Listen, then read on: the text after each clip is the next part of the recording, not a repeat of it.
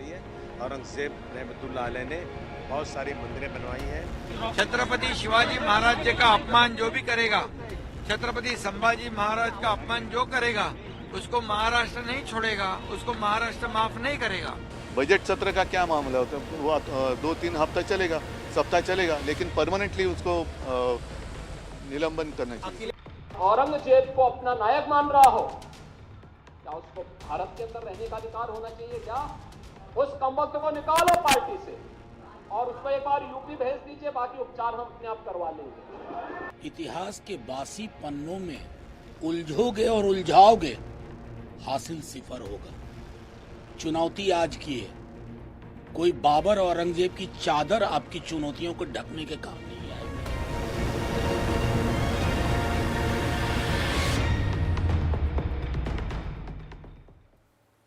नमस्कार, hot topic में आपका स्वागत है। मैं हूं अखिलेश शर्मा। मुगल शासक औरंगजेब को लेकर विवाद लगातार बढ़ता जा रहा है। महाराष्ट्र से शुरू हुआ ये बवाल और अब धीरे धीरे यूपी, बिहार समेत अन्य राज्यों में भी तूल पकड़ता जा रहा है। इस औरंगजेब प्रेम विवाद में एनडीए के घटक दल जेडीयू के नेता भी कूद पड़े हैं।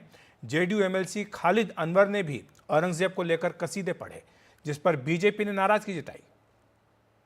ये जहाँ तक मुग़ल हुक्मरान औरंगज़ेब का ताल्लुक़ है, औरंगज़ेब के बारे में हिस्टोरियंस की जो राय है वही राय सही होगी। और हिस्टोरियंस की राय उनके बारे में यह है कि वो एक अच्छे हुक्मरान थे, अच्छे राजा थे। देखिए, जो बोले हैं इस तरह का, ये काफ़ी दुखद और गलत बात है। औरंगजेब ने इस देश को लूटने का काम किया। एक आताताई के रूप में औरंगजेब का नाम लिया जाता था, तो बोलने वाले पे कार्रवाई हुई। बिहार में चर्चाएं हो रही उनके पक्ष की, तो ये काफ़ी दुखद और चिंताजनक है। जो लोग उनके पक्ष में बात करते हैं उनको इतिहास पढ़ना चाहिए, इतिहास से सीखना चाहिए। और जिसने देश को लूटने का काम किया, ऐसे लोगों का अगर हम महिमा मंडित करते तो काफ़ी दुखद है। अगर इस तरह की कार्रवाई यहाँ होती है तो कार्रवाई यहाँ भी होनी चाहिए। तो सवाल यही उठता है कि क्या खालिद अनवर पर भी वही कार्रवाई होगी जो अबू आजमी के खिलाफ हुई है। बहरहाल औरंगजेब विवाद की गूंज आज राजस्थान विधानसभा में भी सुनाई दी। शिक्षा मंत्री मदन दिलावर ने औरंगजेब को तो बर्बर शासक बताया ही, मुगल बादशाह अकबर को भी रेपिस्ट, आक्रमणकारी और लुटेरा करार दिया। क्या क्या पढ़ाया, महाराणा प्रताप को छोटा बताने का यत्न किया, और अकबर जो मीना बाजार लगाता था, जो बलात्कारी था, जो आक्रांता था, लुटेरा था, उसको महान बताया। औरंगजेब ने अनगिनत हिंदुओं को मारा, सैकड़ों मंदिरों को ध्वस्त किया, हिंदुओं पर जजिया कर लगाया। उसकी सच्चाई देश के विद्यार्थियों के छिपाकर उसका इतिहास अनेक वर्षों तक पढ़ाया गया। दरअसल ये सारा विवाद तब शुरू हुआ जब अबू आजमी ने एक बयान दिया। इसमें उन्होंने औरंगजेब का महिमा मंडन किया। उन्होंने कहा कि सब गलत इतिहास दिखाया जा रहा है। मैं औरंगजेब को क्रूर शासक नहीं मानता। औरंगजेब ने बहुत सारे मंदिर बनवाए थे। बनारस में पंडितों ने औरंगजेब के लिए मस्जिद बनवाई। औरंगजेब ने पंडितों को न्याय दिलवाया था। ये सारी बातें अबू आजमी ने कही थी। वहीं चंदौली से समाजवादी पार्टी के सांसद वीरेंद्र सिंह ने पार्टी से अलग लाइन ली है और औरंगजेब को क्रूर शासक बताया। इसमें कोई दो राय नहीं है कि ज्यादातर उनका शासनकाल क्रूरता के लिए जाना जाता है। सिखों के साथ उनका जो क्रूरतापूर्वक व्यवहार था, हिंदुओं के साथ व्यवहार था, ये भी इतिहास के पन्नों में दर्ज है। और अबू आजमी जी नेता हैं, उनको इन तरीके के संवेदनशील मुद्दों से बचना चाहिए। तो जो लोग तारीफ करते हैं औरंगजेब की, वो इतिहास का हवाला देते हैं और कह देते हैं कि इतिहास में तो लिखा है कि औरंगजेब अच्छा था। लेकिन एक इतिहासकार ने ही आईना दिखाया ऐसे लोगों को। उन्होंने बताया कि औरंगजेब एक क्रूर शासक था और हिंदुओं के लिए उसने जो कुछ भी किया केवल राजनीतिक संतुलन बनाने के लिए किया। राजनीतिक स्थितियों को बेहतर बनाने के लिए ज़्यादातर स्थानों पर उसने धर्म का उपयोग किया, जैसे हिंदुओं के विरुद्ध जजिया लगाना, मंदिर तोड़ने का आदेश देना या सिखों को प्रताड़ित करना। उसका परिणाम हुआ कि इसके विरुद्ध ऐसा एक राजनीतिक जनमत बनना तैयार हुआ, जिसका परिणाम उसकी मृत्यु के बाद दिखता है कि मुगल साम्राज्य का विघटन प्रारंभ हो गया। लेकिन इसके दूसरे पक्ष भी हैं कि कहीं न कहीं से औरंगजेब ने राजनीतिक संतुलन बनाने का भी प्रयास किया अपने राज्य में मनसबदारों की संख्या का अनुपात काफ़ी बदल दिया था और बदली हुई राजनीतिक परिस्थितियों के अनुसार हिंदुओं को करीब 1/3 मनसबदार का पद दिया गया। तो राजनीतिक रूप से भी औरंगजेब ने संतुलन बनाने का प्रयास किया, लेकिन उसकी जो कट्टर धार्मिक नीतियां थीं उनका ज़्यादा प्रभाव देखने को मिला, जिसके कारण इतिहास में उसको एक क्रूर शासक के रूप में, कट्टर शासक के रूप में जाना जाता है। और इसी बीच महाराष्ट्र के मुख्यमंत्री देवेंद्र फडणवीस ने अबू आजमी को जेल भेजने की बात भी कह दी है। अगर ऐसा होता है तो ये आने वाले दिनों में एक बड़े विवाद का रूप ले सकता है।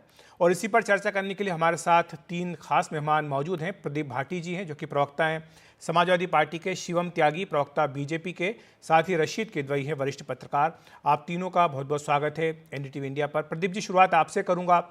आपकी ही पार्टी के अबू आजमी, उनके बयान से विवाद शुरू हुआ और अब आपकी ही पार्टी के एक सांसद उनके बयान से अपने आप को अलग कर रहे हैं। तो क्या पार्टी में औरंगजेब को लेकर एक राय नहीं है, या फिर पार्टी जो अबू आजमी ने कहा उसका समर्थन करती है? धन्यवाद अखिलेश जी, नमस्कार सभी को। देखिए, विवाद शुरू हुआ जब एक पत्रकारों के समूह ने एक सवाल औरंगजेब को लेकर पूछा और आजमी साहब ने वो जो इतिहासकारों ने जो लिखा है उसको कोट किया। उन्होंने बाद में उसके ऊपर खेद जताया। उन्होंने कहा कि ये किसी की भावनाएं अगर उससे आहत हुई हैं तो मैं उसको वापस लेता हूँ। दूसरी बात ये हुई कि हम तो ना समाजवादी पार्टी औरंगजेब को अपना आदर्श मानती है, ना उसे महान मानती है, लेकिन आप देखिए, और उसके साथ साथ ना हम ना तो हम गॉडसे को महान मानते हैं, ना हम जिन्ना को महान मानते हैं। और उस विचारधारा के लोगों के भी जो आपने अलग अलग समय पे अलग अलग विचार देखे, उनको ना हम उनको महान मानते हैं। हम वो पार्टी हैं जो लोहिया जी के, अंबेडकर जी के, गांधी जी के और श्रद्धेय नेताजी के रास्ते पे चलने वाले लोग हैं। हमने सांप्रदायिक शक्तियों से लड़ने की डगर जो हमने चुनी है वो आसान नहीं है, हम ये जानते हैं। और जो ये इनके प्रपंच हैं और जो ये भटकाने का और भावनात्मक मुद्दों उठाकर जो ये कोशिश कर रहे हैं, उस कोशिश से ये कोशिश हमेशा इनकी रहती है कि किस तरह से अभी के मुसलमान जो हमारे माइनॉरिटीज हैं उन पे कैसे टारगेट किया जाए। और ये लेकिन आज के मुसलमान का औरंगजेब से क्या लेना देना है प्रदीप जी? ये तो बात आप जो कह रहे हैं। और दूसरी बात ये कि जो आप कह रहे हैं कि भटकाने की कोशिश की जा रही है, शुरुआत तो खुद अबू आजमी ने कही। अगर वो ये सारी बातें नहीं कहते तो विवाद ही शुरू नहीं होता। नहीं, अगर पत्रकार ये सवाल ना पूछते तो विवाद इतना बड़ा होता भी नहीं। तो उस तरह से जो हिस्टोरियंस ने लिखा है, आप सभी उनको मिटा दीजिए जो लिखा है। हम कब कह रहे हैं कि वो क्रूर राजा नहीं था? हम तो वही कह रहे हैं, उस विचारधारा को हम उस विचारधारा को नकार रहे हैं। हम उस विचारधारा को भी नकार रहे हैं जिसने जिन्ना को सेकुलर बताया, जिसने हिंदू मुस्लिम यूनिटी का सबसे बड़ा महान व्यक्ति बता दिया जिन्ना को। हम उस विचारधारा को भी नकार रहे हैं जो अभी कैबिनेट मिनिस्टर बैठ के कह रहे हैं कि जो गॉडसे है वो सपूत है इस देश का। हम तो उस विचारधारा के भी खिलाफ हैं। लेकिन इस विचारधारा के जो ये विचारधारा पनपती है, उसमें जो ये राजनीतिक अपनी महत्वाकांक्षा को सामने दिखा के और दूसरों को ब्लेम करने की कोशिश करते हैं, ताकि बात इस पे ना हो जाए कि किस तरह से 30 साल पुराना रिकॉर्ड तोड़ के शेयर बाजार ने, डॉलर ने, पेट्रोल ने ये मुकाम हासिल किए हैं मोदी सरकार के अंदर। कहीं बात रोजगार पे, महंगाई पे ना हो जाए।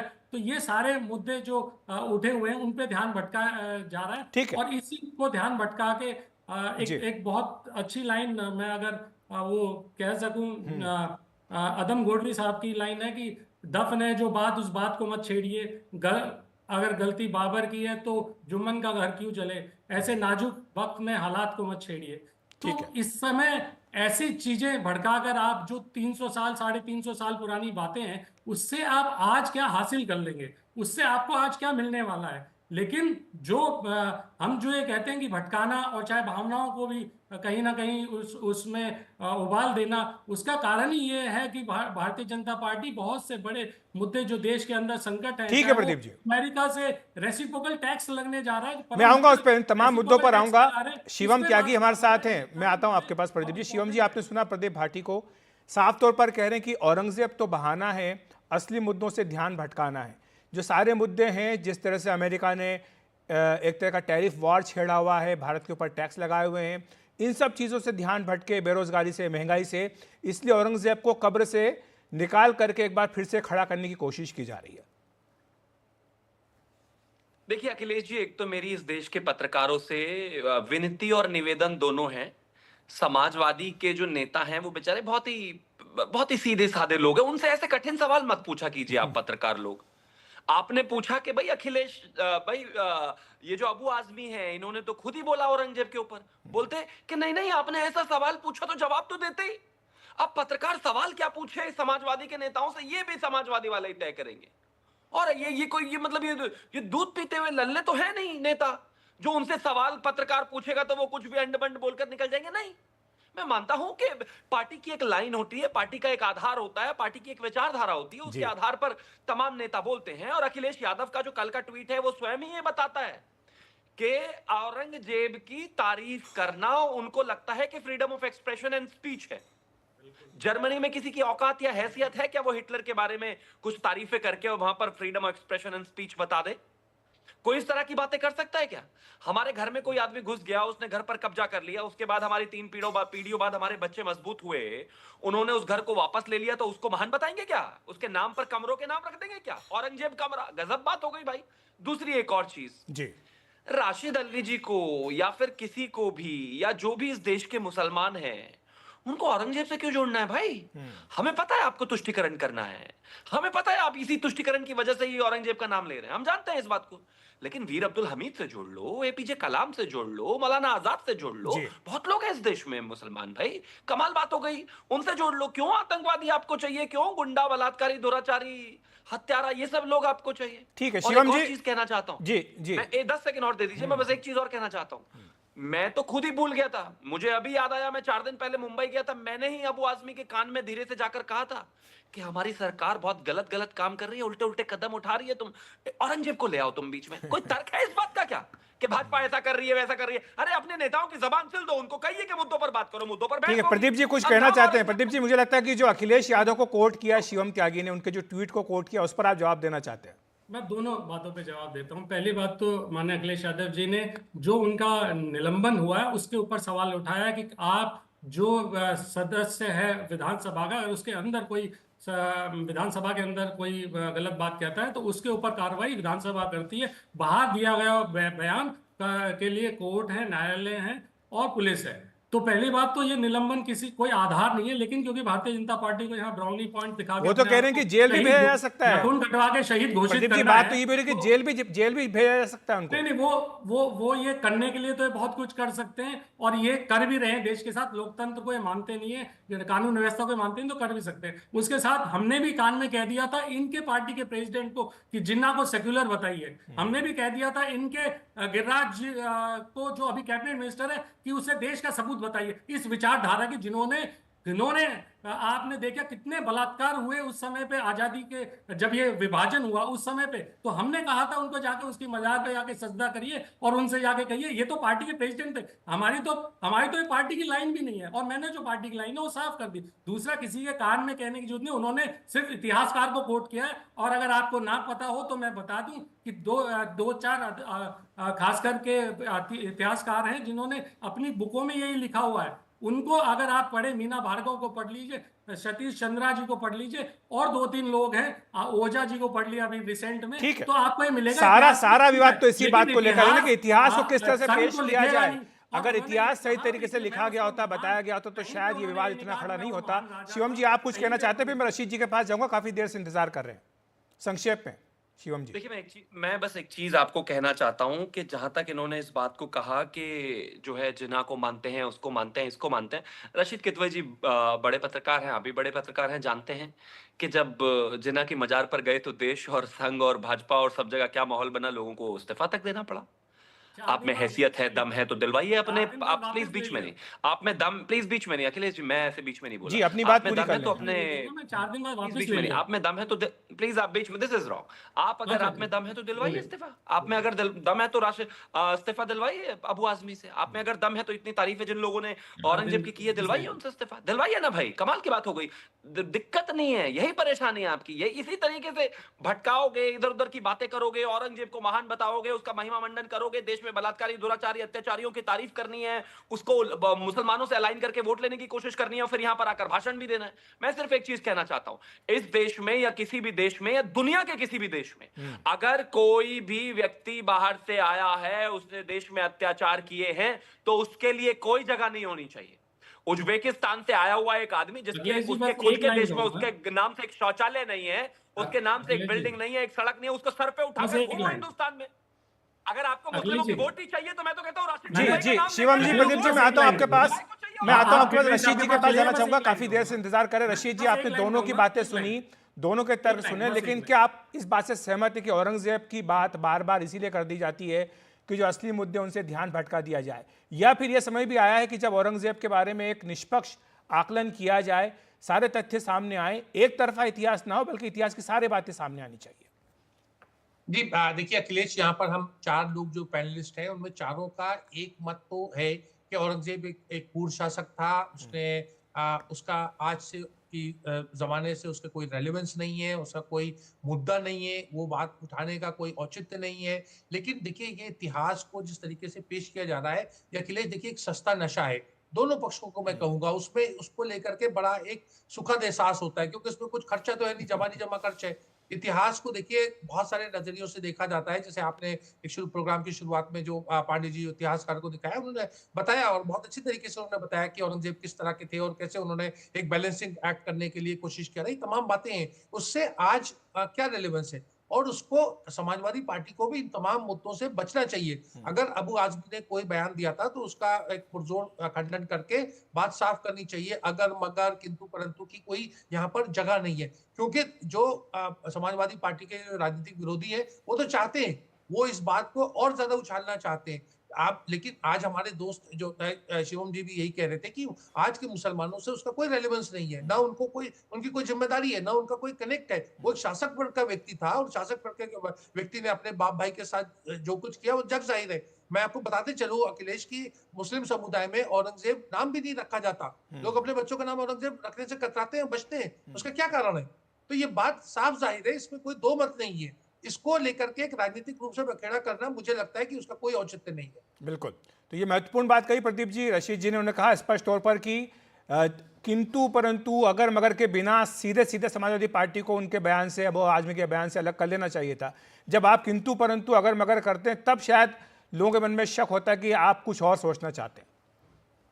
नहीं देखिए अखिलेश जी, ये बात है नहीं, क्योंकि अगर मैं हिस्ट्री कोट करूंगा और हिस्ट्री में अगर वो लिखा होगा तो मैंने तो ये नहीं कहा कि वो महान राजा था, वो क्रूर नहीं था, वो हमारा आदर्श है, तो फिर हम किस बात से कटघरे में खड़े हों?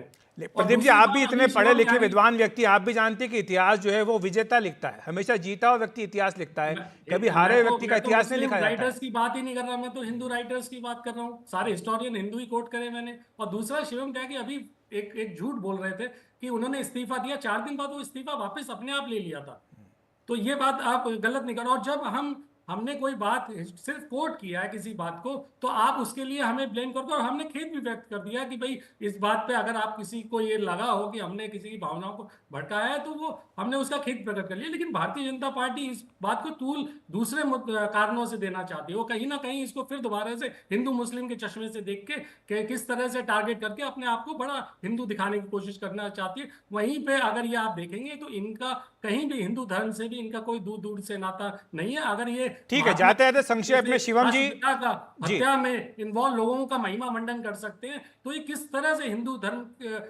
के रखवाले बन सकते हैं? ठीक है शिवम जी, जाते जाते आपसे संक्षेप में, आपके जेडीयू के एमएलसी हैं बिहार के, उनका बयान भी करीब करीब वैसे है जो कि अबू आजमी का बयान आया, क्या उनके खिलाफ भी कार्रवाई होगी? जेडीयू के हैं नेता। मैं तो तो कहता हूं हम तो हर चीज के विरोध में हैं, बिल्कुल है इस बात के विरोध में। और एक और चीज कहना चाहता हूं, एक जाहिल का, बलात्कारी का, दुराचारी का, अत्याचारी का इतिहास में जगह हो सकती है, क्योंकि इतिहास नहीं बदला जा सकता, लेकिन उसका महिमा मंडन नहीं किया जा सकता। और इतना ही इतिहासकार बनने का शौक है समाजवादी पार्टी वालों को, तो इस देश को जरा ये भी साथ साथ में कोट करके बताएं कि वो जो दुराचारी था उसने किस तरीके से सिखों के, हमारे 5वें गुरु श्री अर्जन देव जी के साथ अत्याचार करने के बाद उनकी हत्या करी, किस तरीके से गुरु तेग बहादुर जी के साथ किया, कुछ तरीके से संभाजी महाराज के साथ किया। सबकी बात करिए ना, किस तरीके से मंदिरों से मूर्तियां निकलवाकर उनको सीढ़ियों में गड़वा दी। ज्यादा हिस्टोरियन बनना है तो पैरेलल हिस्टोरियन बनिए, बराबर हिस्टोरियन बनिए। तो जिन्ना के लिए भी कहिए ना, स्टोरी बता रहे हैं, तो जिन्ना के लिए भी बतानी है, ये बताना प्लीज। हिस्ट्री नहीं, यहाँ हिस्ट्री के अध्यापक नहीं है आप। नहीं, जिन्ना को भी बताइए ना, फिर हिस्ट्री की किस किताब में लिखा था? करते हैं आपकी पार्टी इस देश में। नहीं, जिन्ना को भी बताइए किस हिस्ट्री की किताब में लिखा था उसे सेक्युलर। प्लीज ना, ये क्या, ये बीच में बेचैनी ज्यादा है, अपने समय में बोल नहीं पाते या कुछ कंटेंट भूल जाते हैं आप। ये वो आमिर खान की तरह सेलेक्टिव एमनीशिया हो जाता है, ये शॉर्ट टर्म मेमोरी। आपको सेलेक्टिव डिमेंशिया आपको हो रखा है, आप बता दीजिए जो सवाल पूछा। मैं अपने समय में बोल रहा हूँ, मैं आपके समय में बिल्कुल डिस्टर्ब नहीं करता, आपको जो मर्जी बोलिए। फिर से अंत में कहना चाहता हूँ, विषय बहुत साफ है जी, संक्षेप में। औरंगजेब इस देश के हिंदू या मुसलमान, सिख, ईसाई, जैन, पारसी, बौद्ध और ओवरऑल हिंदुस्तानी का कोई हीरो नहीं हो सकता। मैं, हमारे साथ इस पैनल में एक मुस्लिम भी हैं, उनका भी हीरो औरंगजेब नहीं हो सकता। और अगर 21वीं सदी की समय में भी इस सड़ी हुई मानसिकता का व्यक्ति अखिलेश यादव नेता हो सकते हैं या अबू आजमी हो सकते हैं, ये इस देश के लिए दुख की देखिए, अखिलेश यादव ने नहीं कहा है, आप शिवम जी, अखिलेश यादव ने नहीं कहा, ये अबू आजमी ने कहा, उनकी पार्टी के नेता ने कहा। और प्रदीप भाटी प्रवक्ता हैं, उन्होंने उनके बयान से अलग किया अपने आप को, यहाँ पर ये स्पष्ट करना जरूरी है। बहरहाल मानसिकता वो होती है जो जिन्ना को अभी महिमा मंडन कर रही है, ये सारी मानसिकता आज के मेरे से सवाल है, मेरा नाम शिवम त्यागी है। अच्छा, माफी चाहूंगा शिवम जी, प्रदीप जी माफी चाहूंगा। मैं जानता हूं कि आप दोनों इस पे बोलना चाहते हैं, काफी देर तक बोलना चाहते हैं, लेकिन समय मेरे पास इतना ही है। आप दोनों का शुक्रिया हमारे साथ जुड़ने के लिए, और रशीद जी आपका भी बहुत बहुत धन्यवाद हमारे साथ जुड़ने के लिए। हम एक ब्रेक ले रहे हैं, ब्रेक के बाद तुरंत हाजिर होते हैं।